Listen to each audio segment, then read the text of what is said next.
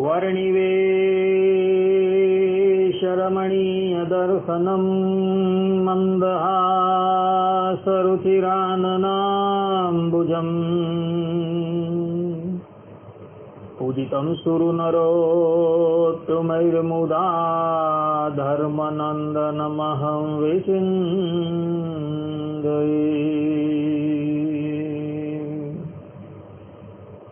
अस्मद्गुरु समारम्भां नाथयामो नमद्यमाम् लक्ष्मीवल्लभपर्यन्तां वन्दे गुरुपरम्परा वन्दे गुरुपरम्परा। सहजानंद स्वामी महाराजनी जय। श्री नारायण मुनिदेवनी जय। श्री राधा राधा बिहारी लालनी जय। असतो मा षड्गमय तमसो मा ज्योतिर्गमय मृत्युर्मा अमृतं गमय। ओम शांति शांति शांति। निखिल है प्रत्यनेक कल्याण एकतान श्वेतर समस्त वस्तु विलक्षण अनंत कोटि ब्रह्मांड नायक श्रीदेवी भूदेवी नीला देवी श्री राधा देवी થી સમલંકૃત સર્વ અવતારના ઉતારી સર્વ કારણના કારણ પરબ્રહ્મ પરમાત્મા ભગવાન શ્રી હરિની મહતી કૃપાથી આપણે માનવ જીવનના સર્વોત્કૃષ્ટ લાભ એવા સત્સંગને માટે ઉપસ્થિત થયા છે। उपस्थित थनारा बधा ज भगवत भक्तों हृदय अंदर अपरोक्ष रूपे विराजमान ए जगत कारण तत्व परब्रह्म परमात्मा भगवान श्री हरिना चरणारविंदर अंदर हूँ साष्टांग दंडवत प्रणाम करी आजनी आ कथानो शुभारंभ करूँ छूं। भक्तो भगवान स्वामीनारायण शिक्षापत्री अंदर कहे छे कि अपमानो न कर्तव्य गुरुणाम च वर्येषाम। कि भाई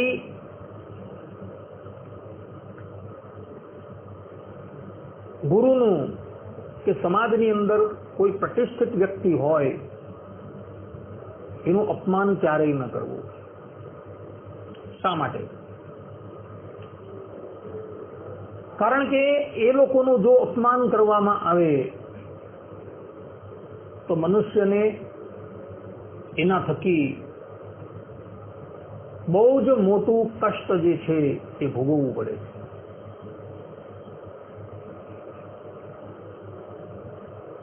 भूतकाळनी अंदर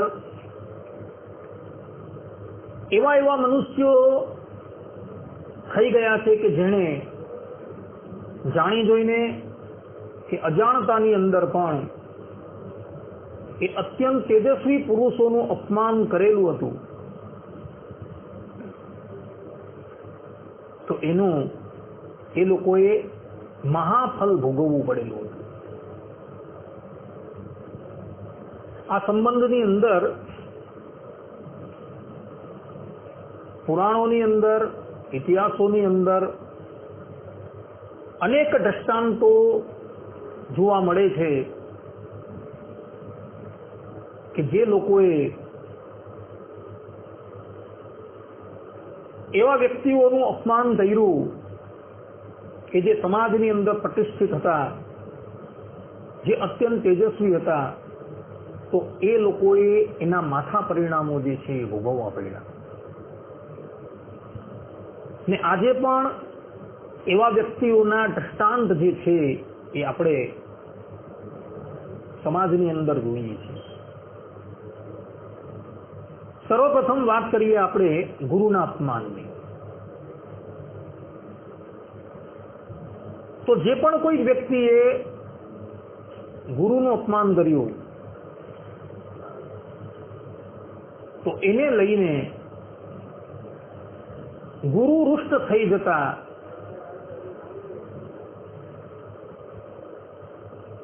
એ અપમાન કરનારાએ એનું ભયંકર પરિણામ ભોગવવું પડેલું। શ્રી ગર્ગ સંહિતાની અંદર એક ચરિત્ર આવે છે. વ્રજમાં રહેતા ભગવાન શ્રી કૃષ્ણને અરિષ્ટાસુર નામનો એક રાક્ષસ બળદનું રૂપ લઈને મારવા માટે આવેલો હતો. એના પૂર્વજન્મનું ચરિત્ર છે. વાત એવી હતી કે પૂર્વજન્મની અંદર એ અરિષ્ટાસુર જે છે એ વરતંતુ નામનો બ્રાહ્મણ હતો.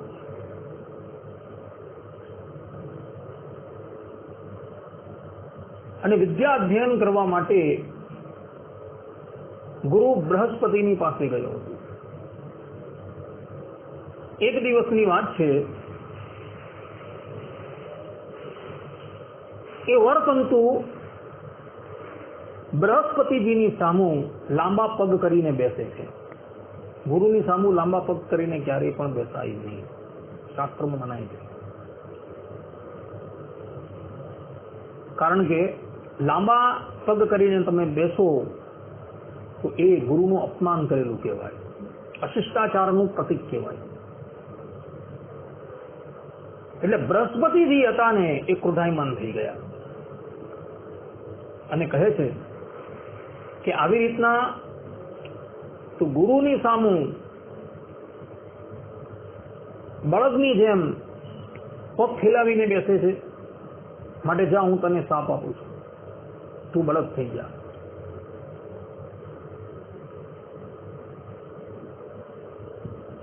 જ્યાં ગુરુનો શાપ થયો એટલે આ વરતંતુ જે છે એ ગુરુદેવના ચરણમાં પડી જાય છે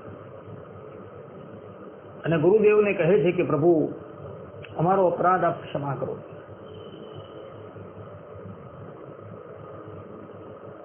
ત્યારે ગુરુ બૃહસ્પતિ કહે છે કે વરતંતુ અમારો શાપ જે છે એ મિથ્યા ન થશે. બળદની યોનિ તો તને પ્રાપ્ત થશે, પરંતુ એ બળદની યોનિની અંદર તારો ઉદ્ધાર કરવા માટે ભગવાન આવશે અને ભગવાનના હાથે તારો ઉદ્ધાર થશે અને તું પરમ પદની પ્રાપ્તિ કરશે. ત્યાર પછી એ વરતંતુ બળદ થાય છે અને બંગ દેશની અંદર એનું પ્રાગટ્ય થાય છે. કંસ જ્યારે દિગ્વિજય કરતા થતા ત્યાં જાય છે ત્યારે એ બળદની સાથે અરિષ્ટાસુર સાથે એનું યુદ્ધ થાય છે અને એ યુદ્ધની અંદર એ અરિષ્ટાસુરને પરાજિત કરે છે અને એ અરિષ્ટાસુર જે છે એ કંસની આધીનતા સ્વીકારી લે છે. અને જ્યારે કંસ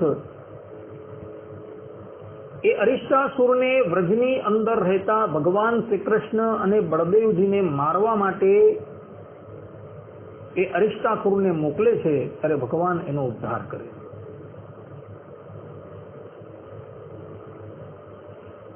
માટે ગુરુનું અપમાન ક્યારેય ન કરવું. હરિવંશની અંદર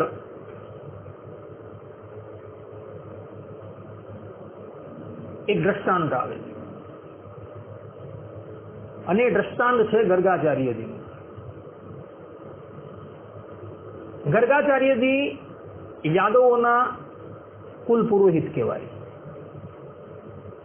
અને એ બ્રહ્મચર્યની અંદર નિષ્ઠા ધરાવતા હતા.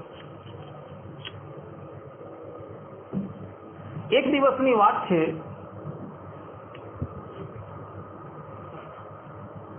ગર્ગાચાર્યજી યાદવોની સભાની અંદર આવ્યા અને યાદવોની સભામાં જ્યારે આવ્યા ત્યારે યાદવો એના બ્રહ્મચર્યની પરીક્ષાને અર્થે એની ગુપ્ત ઇન્દ્રિયો જે છે ને એને આમ મસળે છે કે આ વાસ્તવની અંદર બ્રહ્મચારી છે કે પછી આમ દોડ કરે છે. પરંતુ ગર્ગાચાર્યજીની બ્રહ્મચર્યની અંદર પરિપૂર્ણ નિષ્ઠા હતી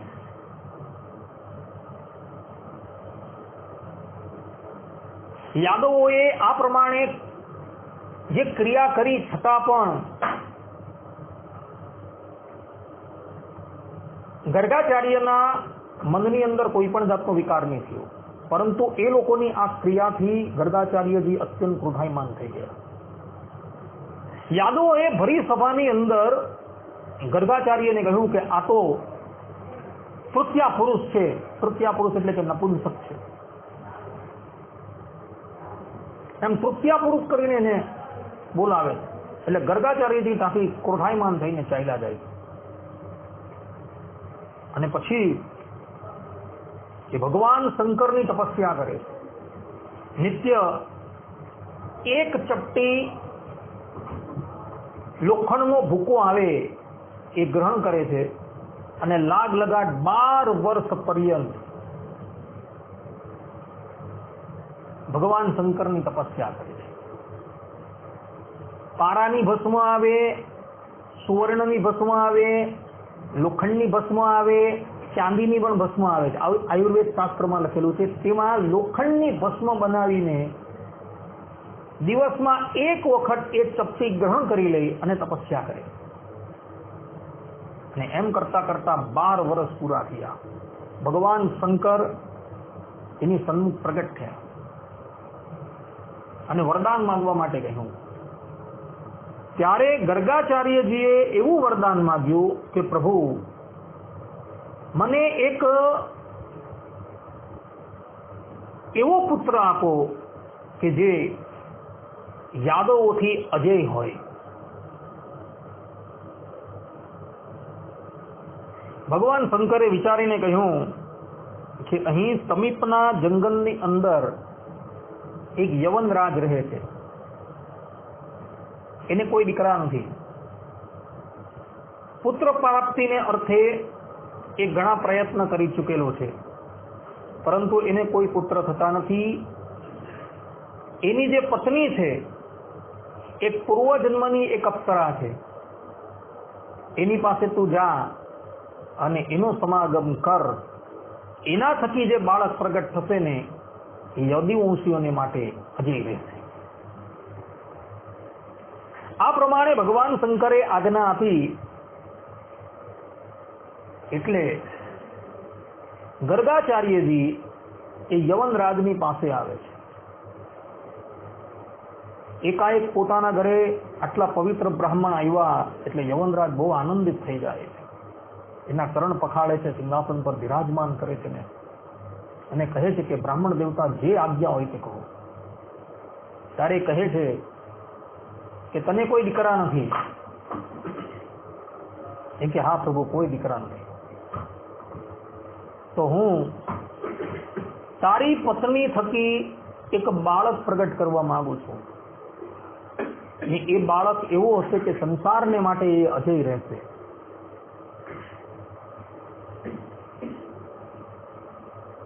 ગર્ગાચાર્યજીની વાત સાંભળી યવનરાજ એમને સંમતિ આપે છે અને ગર્ગાચાર્યજી એની પત્નીની સાથે સમાગમ કરે છે અને થોડા સમયની અંદર એની પત્ની થકી એક બાળક પ્રગટ થાય છે.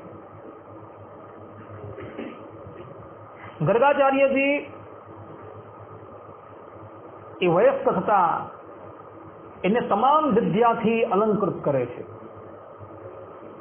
અસ્ત્ર શસ્ત્ર ચલાવવા, એનો ઉપસંહાર કેવી રીતના કરવો, એ બધી જ વિદ્યામાં એને પારંગત કરી દે છે, જેનું નામ હતું કાળ યવન.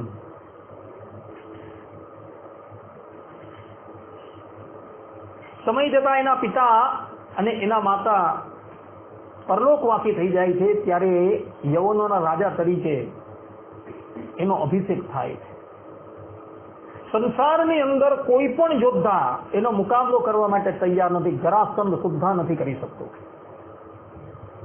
એ પોતે જીતેન્દ્રિય હોય છે, પોતાના ધર્મની અંદર પરિપૂર્ણ રૂપે રહેતો હોય છે. આ વાત હરિવંશની અંદર લખેલી છે.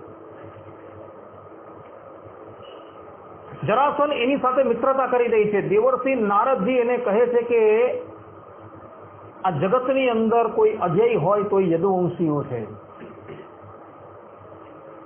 માટે તારા હાથની ખુજલી મિટાવી હોય એની પાસે જા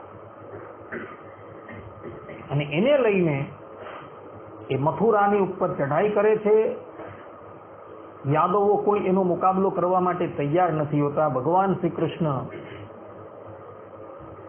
અસ્ત્ર શસ્ત્રનો ત્યાગ કરીને એની સામેથી પલાયન થઈ જાય છે. પોતે રણછોડ સંજ્ઞા ગ્રહણ કરે છે અને મુચકુંદ દ્વારા એને મોતને ઘાટ ઉતાવળાવે છે. કહેવાનું તાત્પર્ય અહીં એવું છે કે ગુરુનું અપમાન કર્યું તો પરિણામ જુઓ. ગુરુએ એવા પુત્રની ઉત્પત્તિ કરી કે જે યદુવંશીઓ માટે અજય હતો, કારણ કે યદુવંશીઓ એનું અપમાન કરેલું હતું. માટે ક્યારેય પણ ગુરુનું અપમાન ન થવું જોઈએ. ત્રીજું દ્રષ્ટાંત શ્રીમદ ભાગવતની અંદર ષષ્ઠ સ્કંધમાં છે. દેવરાજ ઇન્દ્ર એક સમયે અમરાવતી નગરીની અંદર આવેલી સુધર્મા સભાની અંદર વિરાજમાન હતા. વરુણ દેવે એના મસ્તક પર છત્ર ધારણ કરેલું હતું. પવન દેવતા એને ચામડ ધારતા હતા. અપ્સરાઓ એની સન્મુખ નૃત્ય કરતા. એવા સમયની અંદર એના ગુરુ બૃહસ્પતિ જે છે એ સભાની અંદર આવે છે. પરંતુ પોતાના વૈભવથી ઉન્મત્ત થયેલો ઇન્દ્ર એમનું અભિવાદન કરતો નથી. શાસ્ત્રોમાં વિધાન છે કે ગુરુદેવ આવે ત્યારે તમારે ઉભા થઈ જવું પડે. તમે ગમે એટલા મોટા વૈભવ સંપન્ન હોય, પરંતુ ગુરુ એટલે ગુરુ. શિષ્યનું સ્થાન હંમેશા ગુરુના ચરણની અંદર જ હોઈ શકે, બીજે કશે ન હોય શકે. પરંતુ એ ઊભા થતા નથી અને એને લઈને બૃહસ્પતિજી જે છે એ ત્યાંથી જતા રહે છે. ત્યારબાદ ઇન્દ્રદેવને પોતાની ભૂલ ઉપર અત્યંત પસ્તાવો થાય છે અને એ દોડતા દોડતા બૃહસ્પતિજીના ઘરે જાય છે. પરંતુ બૃહસ્પતિજી ત્યાંથી પણ ચાલ્યા ગયા હોય છે અને એનું પરિણામ એ આવ્યું કે અસુરોને ખબર પડી કે અત્યારે દેવગુરુ બૃહસ્પતિએ એમના શિષ્ય ઇન્દ્રાદિક દેવતાઓનો ત્યાગ કરી દીધો છે. એટલે એ લોકોએ સ્વર્ગની ઉપર ચઢાઈ કરી અને ઇન્દ્રને પરાજિત કરી દીધો. ગુરુના અપમાનનું પરિણામ. એટલે ભગવાન સ્વામિનારાયણ ના કહે કે અપમાનો ન કર્તવ્ય ગુરુનામ ચવરીયેશા. એ જ પ્રમાણે લોકને વિશે જે પ્રતિષ્ઠિત વ્યક્તિ હોય એનું પણ અપમાન ન કરવું. દુર્યોધન ગમે એવો હતો, પરંતુ એ રાજા હતો, લોકને વિશે પ્રતિષ્ઠિત હતો.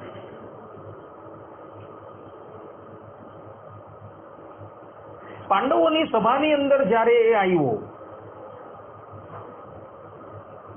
ત્યારે જલને સ્થળ અને સ્થળને જલ સમજી લેતો અને એને લઈને ભીમસેન જે હતા ને એ સભાની અંદર એવું બોલ્યા કે જુઓ ધૃતરાષ્ટ્રના પુત્ર. ટીકાકાર નીલકંઠજી એનો અર્થ કરે છે કે ભીમસેન જે એવું બોલ્યા કે જુઓ ધૃતરાષ્ટ્રનો પુત્ર, એટલે એનો અર્થ થાય છે કે નેત્રહીન જે હોય તેના નેત્રહીન જ હોય. એનું કારણ હતું કે દુર્યોધન જલને સ્થળ સમજીને જેવો ત્યાં પ્રવેશ કરવા માટે જાય છે ત્યાં એ ઊંધા માથે પડે છે અને એને લઈને ભીમસેનથી આવું બોલાઈ જાય છે. પરિણામ શું આવ્યું? મહાભારતનું યુદ્ધ થયું. તરત આ ઘટના પછી દ્યુતક્રીડા નું આયોજન થયું ને એની અંદર પાંડવ લોકો પોતાનું સર્વસ્વ હારી ગયા. 13 વર્ષ માટે વનવાસ અને પછી મહાભારતનું યુદ્ધ.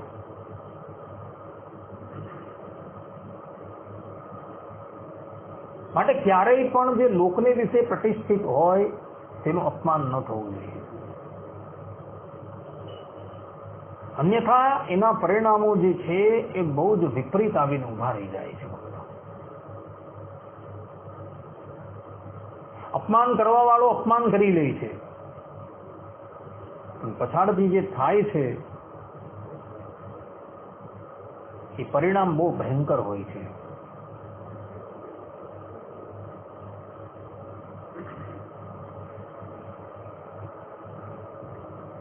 ભગવાન સ્વામિનારાયણના વખતની અંદર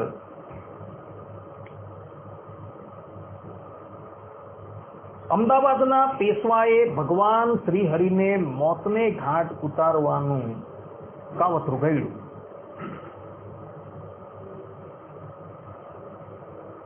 સભાની અંદર ભગવાન શ્રી હરિને બોલાવ્યા અને કહ્યું તમારે એકાકી જવાનું. પરંતુ દંડી દેવાનંદ સ્વામી જે હતા, રામાનંદ સ્વામીના શિષ્ય, એ બધાને હટાવીને અંદર ઘૂસી ગયા.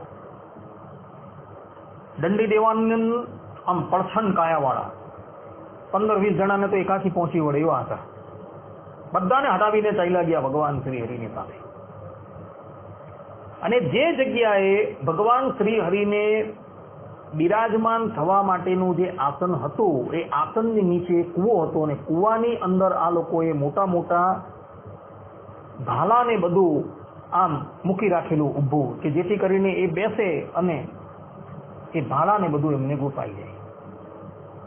પરંતુ સર્વજ્ઞ અને સર્વ અંતર્યામી ભગવાન શ્રી હરિ બધું જાણતા હતા. એ વખતે ભગવાન શ્રી હરિના વરદ હસ્તની અંદર એક નેતરની છડી હતી અને ત્યાં ગયા અને જરાક આમ અડકાળી એટલે પેલું આસન જે છે એ કૂવામાં જતું રહ્યું. અને ત્યાં જ દંડી દેવાનંદ સ્વામી હતા ને, એ હાથમાં જલ લઈને પેલા પેશવાને સાપ આપવા માટે જાય છે. પેશવાના સુબાને ત્યાં ભગવાન શ્રી હરિ કહે છે, ખબરદાર, જો સાપ આપ્યો તો વચન દ્રોહી. એ વખતે એમ કહેવાય છે કે દંડી દેવાનંદ સ્વામી એવો સાપ આપવા માટે તૈયાર થયા હતા કે આખું અમદાવાદ શહેર છે ને તેને હું ઊંધું કરી દઉં. આખું ઊંધું એ કરી શકે, એનામાં એટલી શક્તિ હતી. એની તપસ્યાનું બળ હતું, એના ભજનનું બળ હતું. એવું ભગવાન શ્રી હરિ એક શબ્દ નથી બોલતા, ખાલી એટલું બોલે છે કે અમે તમારું તો કોઈ અનિષ્ટ કરેલું નથી, આવું શા માટે કર્યું. પેશવાનો સુબો એક શબ્દ નથી બોલતો, એટલું બોલે છે કે જ્યાં લગીન અમારું રાજ છે ત્યાં લગીન તમારે અમદાવાદ શહેરમાં આવવું નહીં. ભગવાન શ્રી હરિ કહે તમારું રાજ કેટલા દિવસ રહેશે. આટલું કહીને ભગવાન ત્યાંથી નીકળી જાય. ભગવાન શ્રી હરિ સાધુના ધર્મની અંદર એક શબ્દ બોલતા નથી. બાકી એ જો કૃષ્ણ અવતારની અંદર હોય ને તો સીધું સુદર્શન કાઢીને એનું મસ્તક ઉતારી લે. પરંતુ સાધુના ધર્મમાં છે, સાધુનો ધર્મ ભગવાન શ્રી હરિ રાખ્યો જાય છે. એક શબ્દ નથી બોલ્યા, ત્યાંથી ભગવાન જતા રહ્યા. એ કહેવાય છે કે થોડા જ વર્ષની અંદર ભગવાન શ્રી હરિનું આ પ્રમાણે અપમાન કર્યું તો અમદાવાદનું રાજ જે છે એ ચાલ્યું ગયું હતું.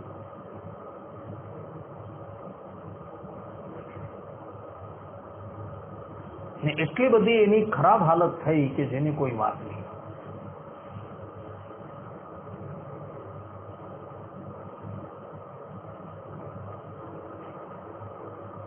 માટે શાસ્ત્રો ના પાડે છે કે કોઈનું પણ અપમાન ન કરવું.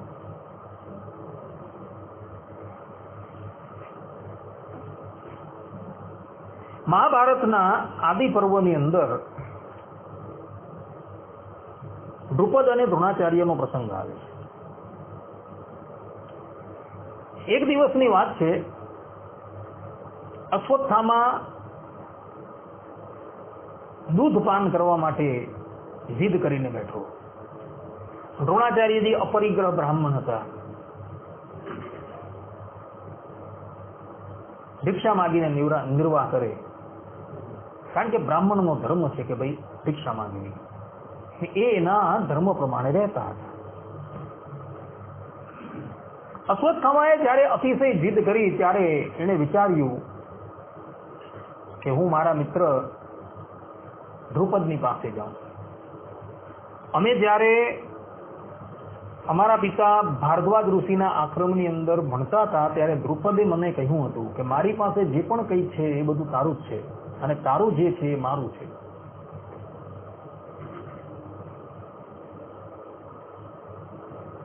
એટલે એ દ્રુપદની રાજધાનીમાં આવે છે. અત્યારે વર્તમાન સમયમાં જે પંજાબ કહેવાય છે એ ભૂતકાળની અંદર પંચાલ કહેવાતું હતું. અને પંચાલ દેશની અંદર આવે છે તે વખતે દ્રુપદ રાજ સિંહાસનની ઉપર બેઠા હતા. હજારો માણસ દરબારની અંદર બેઠેલું હતું. કેટલા તો એમની સેવામાં હતા. અને દરબારની અંદર આવી દ્રોણાચાર્યજી દ્રુપદને કહે છે કે દ્રુપદ તે મને ઓળખો, હું તારો મિત્ર દ્રોણ છું. એ વખતે દ્રોણાચાર્યજીએ પોતાના અંગની ઉપર સારા વસ્ત્ર પણ ધારણ કરેલા હતા. એક ફાટેલી ધોતી પોતાના અંગની ઉપર હતી. હવે દ્રુપદને ભરી સભાની અંદર દ્રોણાચાર્યજીએ આ પ્રમાણે કહ્યું કે હું તારો મિત્ર છું, એટલે પોતાના વૈભવથી ઉન્મત્ત થઈ ગયેલો દ્રુપદ જે છે એ બહુ ગ્લાનિ પામી ગયો. કારણ કે દરબારની અંદર કેટલા મોટા મોટા વ્યક્તિઓ બેઠેલા અને એની વચ્ચે એક સામાન્ય કક્ષાના બ્રાહ્મણે પોતાને દ્રુપદનો મિત્ર કીધો, પોતાનો મિત્ર કીધો, એટલે એને ગ્લાનિ થઈ ગઈ. અને એ દ્રોણાચાર્યને કહે છે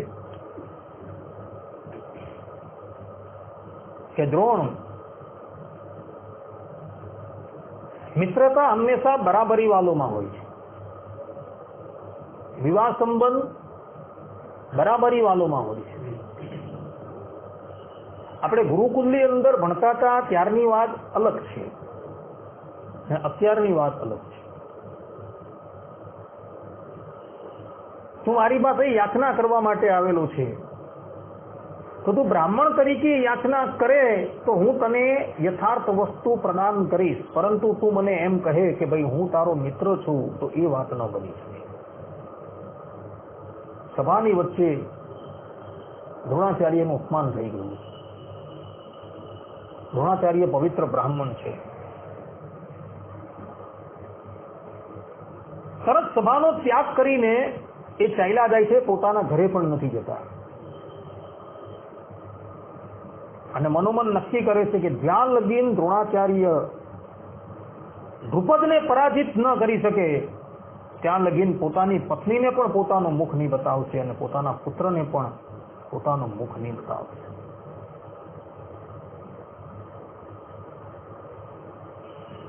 જીવનનો એક જ લક્ષ્ય થઈ ગયો કે દ્રુપદની સાથે પ્રતિશોધ લેવો. અને પ્રતિશોધ ની જ્વાળા જે છે એ દ્રોણના હૃદયની અંદર એટલી બધી તીવ્ર થઈ ગઈ કે એને રાતના શાંતિથી નિદ્રા પણ નથી લેવા દેતી.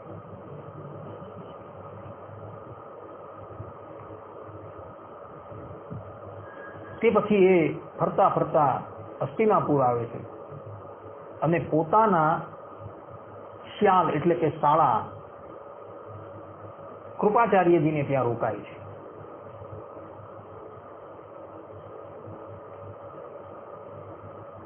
થોડા દિવસ ત્યાં રહે છે ત્યાં એક દિવસ દ્રોણાચાર્યજી ફરતા ફરતા એક ઉદ્યાનમાં આવે છે. ઉદ્યાનની અંદર ગુરુકુલના બાળકો ગેંદ રમતા હોય છે અને એ ગેંદ જે છે કૂવામાં પડી ગયેલી હોય છે. બાળકો મથતા હોય છે કે ભાઈ આ ગેંદ કેવી રીતના નીકળે, ને એવામાં દ્રોણાચાર્યજી ત્યાં આવે છે અને બાળકોને કહે છે કે તમે જઈને દર્ભની સળીઓ લઈ આવો. બાળકો દર્ભની સળી લાવે છે અને એક પછી એક સળી જે છે એ દ્રોણાચાર્યજી કૂવાની અંદર નાખે છે. પહેલી સળી નાખે છે તો ગેંદની સાથે એ ચીપકી જાય છે, બીજી સળી નાખે છે તો પેલી એ સળીની સાથે બીજી સળી ચીપકી જાય. એમ કરતા કરતા આખી એ લિંક બનાવી દે છે ને ત્યારબાદ પેલી ગેંદ જે છે કાઢીને બાળકોને આપે છે. બાળકો આ આખી ઘટના ગંગાપુત્ર ભીષ્મને કહે છે અને ગંગાપુત્ર ભીષ્મ જે છે એ સમજી જાય છે કે આવું કાર્ય કરનારા મારા ગુરુભાઈ દ્રોણાચાર્ય સિવાય કોઈ ન હોઈ શકે. કારણ કે સંસારની અંદર બે જ એવા યોદ્ધા છે પરશુરામજીના જે આ કાર્ય કરી શકીએ, હું અને બીજા છે દ્રોણ. એ આદર સહિત દ્રોણાચાર્યજીની પાસે જાય છે અને એને વિનંતી કરે છે કે આથી હું તમને ગુરુકુલના બાળકોના પ્રાધ્યાપક તરીકે નિમું છું, આશ્રીને વિદ્યા અધ્યયન કરાવો. દ્રોણાચાર્યજી હા પાડે છે. કૌરવ પાંડવોને એ વિદ્યાથી પ્રશિક્ષિત કરે છે અને ગુરુ દક્ષિણાની અંદર એ માગે છે કે દ્રોણાચાર્યજીને બાંધીને મારી પાસે ઉપસ્થિત કરો. કૌરવો તો અસફળ રહે છે, પરંતુ પાંડવો યુદ્ધ કરીને દ્રોણાચાર્યજીને બાંધીને દ્રુપદની સન્મુખ ઉપસ્થિત કરે છે. દ્રોણની સન્મુખ ઉપસ્થિત કરે છે.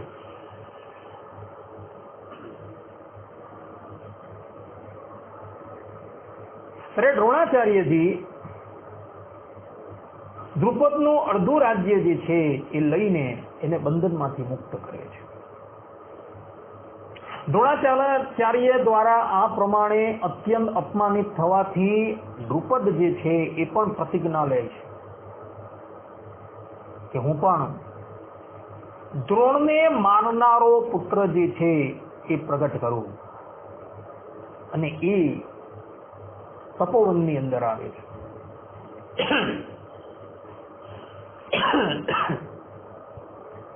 તપોવનની અંદર આવી એક પછી એક ઋષિઓને પોતાની આપવીતી કહે છે. બધા જ ઋષિઓ એને ના પાડે છે કે તું એક બ્રહ્મ હત્યા કરવા માટે,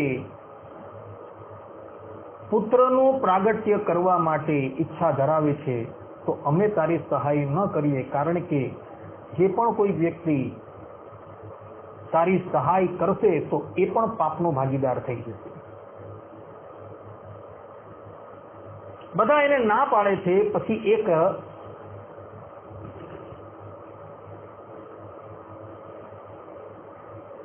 યાજ નામના ઋષિની પાસે આવે છે. ત્યારે યાજ ઋષિ કહે છે કે હું તારું કાર્ય ન કરીશ, પરંતુ મારા ભાઈ જે છે ને અનુયાજ એ ધનના બહુ જ પીપાસુ છે. એ ધનના લોભથી તારું કાર્ય કરી દેશે. અને દ્રુપદ જે છે એ અનુયાજ પાસે જાય છે અને અનુયાજ એનું કાર્ય કરવા માટે તૈયાર થાય છે અને એક યજ્ઞનું આયોજન કરે છે. અને એની અંદર આહુતિ આપતા યજ્ઞમાંથી સર્વપ્રથમ અગ્નિના જ અંશ રૂપે એક પુત્ર પ્રગટ થાય છે જેનું નામ હોય છે ધૃષ્ટદ્યુમ્ન, અને એક કન્યા પ્રગટ થાય છે જેનું નામ હોય છે દ્રૌપદી. અને એ જ ધૃષ્ટદ્યુમ્ન જે છે એ મહાભારતના યુદ્ધની અંદર દ્રોણાચાર્યનો વધ કરે છે. અને એ ધૃષ્ટદ્યુમ્નનો વધ જે છે એ અશ્વત્થામા કરી દે છે. કહેવાનું તાત્પર્ય એ છે કે દ્રોણાચાર્ય એ બ્રાહ્મણતા, જન્મના બ્રાહ્મણો ગુરુ, લોકની અંદર પ્રતિષ્ઠિત વ્યક્તિ હતા, તો એનું અપમાન થયું તેનું પરિણામ કેટલું ભયાનક આવ્યું.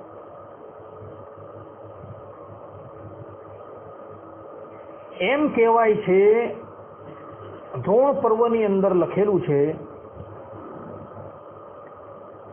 કે દ્રોણાચાર્યજીએ યુદ્ધની અંદર દ્રુપદનો એ વધ કરી દીધો અને કેટલાય પાંચાલોને સમાપ્ત કરી નાખ્યા, અને જેટલા પાંચાલો બાકી રહ્યા એને અશ્વત્થામાએ સમાપ્ત કરી દીધા. દ્રૌપદીના ઘરે કોઈ પણ પુરુષ જીવિત નહીં રહ્યો, બધી જ વિધવા થઈ ગઈ હતી. દ્રુપદ ગયા, એનો દીકરો જે છે ધૃષ્ટદ્યુમ્ન ગયો, એના દીકરા ઉત્તમ મૌજા છે, યુદ્ધામન્યુ છે, એ બધા જ અશ્વત્થામાના હાથે મધ્યરાત્રિને રીતે સમાપ્ત થઈ જાય છે. કોઈ પાણી પીવડાવનાર રહ્યું નહીં હતું. ને આ બાજુ દ્રોણાચાર્યજીના કુળની અંદર પણ એવી જ હતાહત થઈ. દીકરા અશ્વત્થામાને એવો શાપ મળી ગયો કે આજે પણ પિશાચ થઈને ફરવું પડે છે. કથા તમને ખબર છે બધા.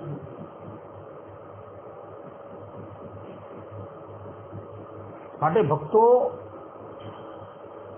ક્યારેય પણ કોઈનું અપમાન ન કરતા,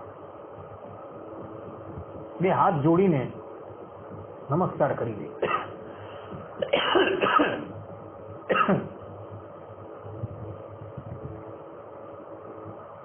એમ સમજવાનું કે દરેકના હૃદયની અંદર પરબ્રહ્મ પરમાત્મા બિરાજમાન છે, એમ સમજીને એવા વ્યક્તિને પ્રણામ કરી દેવાના.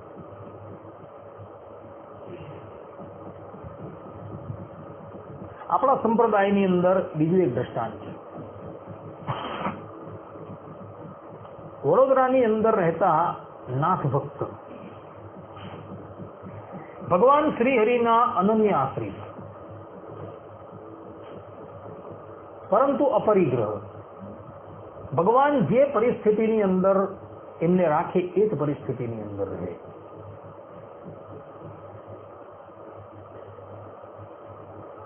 પોતાનો પરિવાર, પરંતુ પરિવાર પણ એવી સમજણ વાળો, ઈશ્વરની ઈચ્છાથી જે પ્રાપ્ત થાય એમાં પોતાનું ગુજરાન ચલવી લે.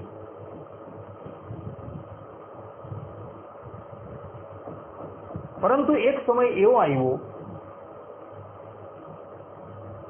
કે લાગ લગાડ કેટલાય દિવસ પર્યંત કઈ પણ વસ્તુની પ્રાપ્તિ ન થઈ. પોતા પાસે એક ભેંસ હતી. વિચાર કર્યો કે આ ભેંસ જે છે એ વેચી દઈએ, એમાંથી જે દ્રવ્ય આવે એમાંથી આપણા પરિવારનો નિર્વાહ કરશું. તો એમણે એ ભેંસ જે છે ભગવાન સ્વામિનારાયણના જ એક આશ્રિત એવા અને ગાયકવાડ સરકારના દિવાન નારૂપંત નાનાને વેચી દીધી. નારૂપંત નાના એટલે દિવાન, મુખ્યમંત્રીજીને કહેવાય સંપૂર્ણ વડોદરાના. અને વડોદરાનું રાજ્ય એટલે એ જમાનામાં સૌથી આધુનિક કહેવાય.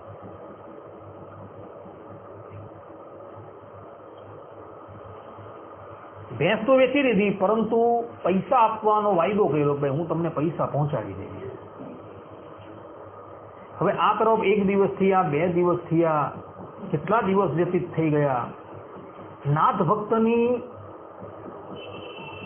હાલત જે છે એ અત્યંત દયનીય.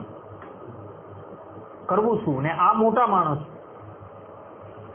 રાજ દરબારમાં તો એને મળવા જઈ નહીં શકાય, કારણ કે ત્યાં જઈએ એટલે કેટલી લાગવગ દોડાવવી પડે. કરવું શું હવે?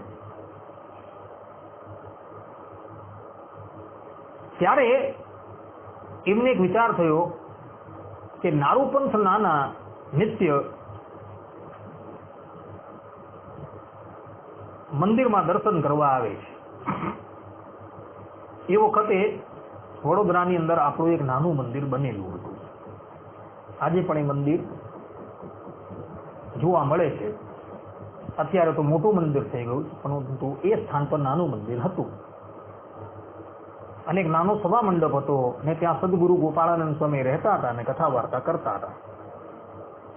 નારૂપંથ નાનાનો નિયમ કે ગમે એટલા રાજકાર્યની અંદર આપણે વ્યસ્ત હોઈએ, દિવસમાં એક વખત આપણે ઠાકોરજીના દર્શન કરવા માટે આવવા અને સ્વામીના ચરણમાં પ્રણામ કરવા આવવા, કારણ કે સ્વામી એમના ગુરુ હતા.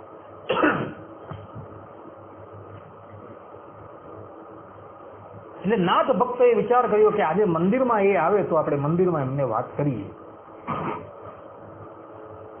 આ તરફ નારૂપંથ નાના પોતાના કેટલાય રાજકીય અધિકારીઓ લઈને મંદિરમાં ઠાકોરજીના દર્શન કરવા માટે આવ્યા અને ત્યાં પગથિયાની ઉપર નાથ ભક્ત ઉભા રહ્યા હતા. અને નાથ ભક્તોએ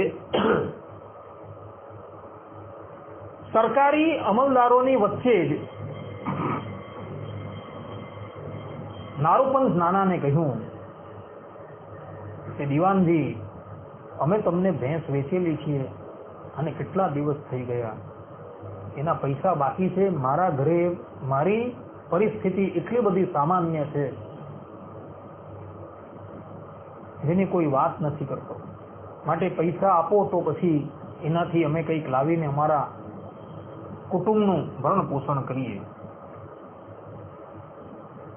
હવે આ પ્રમાણે પોતાના રાજકીય અમલદારોની વચ્ચે નાથ ભક્તએ પોતાને કહ્યું ને એટલે નારૂપંથ નાનાને હૃદયની અંદર અપમાન જેવું લાગ્યું કે બધાની વચ્ચે મને કીધું આને. એટલે પહેલા તો એણે પોતાની વાક ઇન્દ્રિય દ્વારા નાદ ભક્તનું અપમાન કર્યું, એને તાળી જ કર્યા, પરંતુ નાદ ભક્ત જીત ક્રોધ હતા, કઈ બોલ્યા નહીં. એટલે અંતે પોતાના પગની અંદર જે પગરખા પહેરેલા હતા એ લઈને નાથ ભક્તને જ્યાં મારવા માટે જાય ને એટલે સભા મંડપની અંદર સદગુરુ ગોપાળાનંદ સ્વામી બેઠેલા હતા ને એમણે સભામાં બેઠા ટકા જ નારૂપંથ નાનાને ખબરદાર કહે કે ખબરદાર, જો નાથ ભક્તને કઈ કર્યું છે તો સારું નહીં થશે.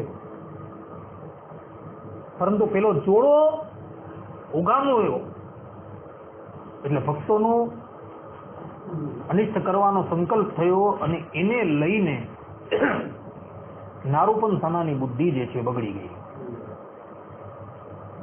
અને ગાયકવાડ સરકારને મારવા માટે જે કાવતરું ઘડાયું એ કાવતરાની અંદર એ સંમલિત થઈ ગયા અને એ કાવતરું પકડાઈ ગયું ને એની અંદર રાજાની રાણી પણ હતી સાથે. નારૂપંથ નાનાને બાદ કરતા બાકીના બધાને તો એણે દિવાલની અંદર ચણાવી દીધા જીવતા, રાણીને પણ ચણાવી દીધી. કારણ કે રાજનીતિમાં લખેલું છે કે રાષ્ટ્રદ્રોહ કરે કે રાજાનો દ્રોહ કરે તો એને મૃત્યુ દંડની સજા આપવી. નારૂપંથ નાનાને કહ્યું કે નારૂપંથ, તે મને ભગવાન સ્વામિનારાયણની ઓળખાણ કરાવી છે અને ભગવાન સ્વામિનારાયણ જ્યારે અહીં વડોદરા પધારેલા હતા ત્યારે મારી પાસે એક વચન લીધેલું છે કે નારૂપંથ કોઈ પણ વાંકની અંદર આવે તો તમારે એને મૃત્યુદંડની સજા ન આપવી અને એને લઈને તને હું છોડી દઉં છું, પરંતુ તારા પરિવાર સાથે મારું રાજ્ય છોડીને તું ચાલ્યો જા. કોઈ પણ વસ્તુ તારે લેવાની નથી, પહેરેલા કપડે તું નીકળી જાય.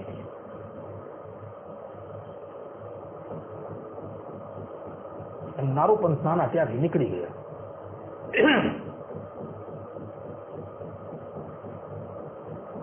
નાથ ભક્તોનો દ્રોહ કર્યો, એમનું અપમાન કર્યું, તેનું પરિણામ જુઓ કેવું આવ્યું છે. બુદ્ધિ ભ્રષ્ટ થઈ ગઈ.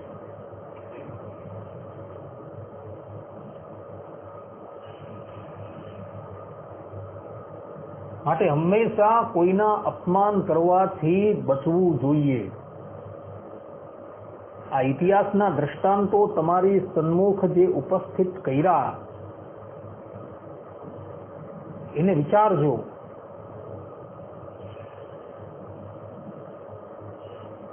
શસ્ત્રધારી હોય કે વિદ્વાન હોય કે ગુરુ હોય કે લોકને વિશે પ્રતિષ્ઠિત હોય, એ કોઈનું પણ અપમાન નહીં. શસ્ત્રધારીનું પણ અપમાન ન થવું જોઈએ, કારણ કે એ અપમાનિત થતા એનો હાથ શસ્ત્ર પર જાય. લોકની અંદર પ્રતિષ્ઠિત વ્યક્તિ હોય એનું પીઠબળ જે છે બહુ મજબૂત હોય છે. ગુરુ જે છે, ગુરુની તપસ્યા હોય છે. એનું અપમાન થતા એ કોઠાયમાન થઈ જાય તો વરતંતુ જેવી પરિસ્થિતિ આવીને ઉપસ્થિત થાય અને યાદવો જેવી પરિસ્થિતિ આવીને ઉપસ્થિત થઈ જાય. માટે એવા વ્યક્તિઓનું અપમાન ન કરવું, અન્યથા એના પરિણામો જે છે બહુ જ વિપરીત આવે છે. મનુષ્ય પછી